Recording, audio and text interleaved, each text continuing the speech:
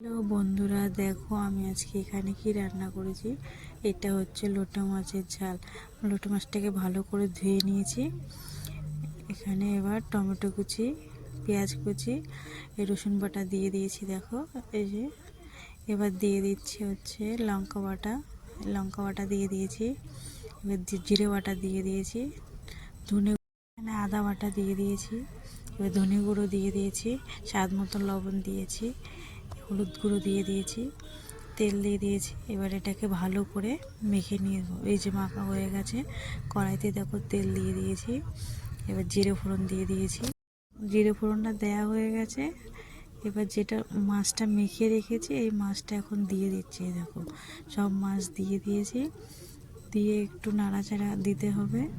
এই যে নাড়াচাড়া করছি, এটাকে এখন নাড়তে থাকবো। এই দেখো নাড়তে নাড়তে জল বেরিয়ে এসছে। এখানে অল্প জল দিয়ে দেবো, যেহেতু লোটো মাছের জল বেরিয়েছে। দেখো এখানে তরকারিটা ফুটছে। এই যে কি সুন্দর হয়ে এসছে। এখানে দিয়ে দিচ্ছি গুঁড়ো গরম মশলা, ধনেপাতা কুচি দিয়ে একটু নাড়াচাড়া করে দেবো। এই দেখো রেডি হয়ে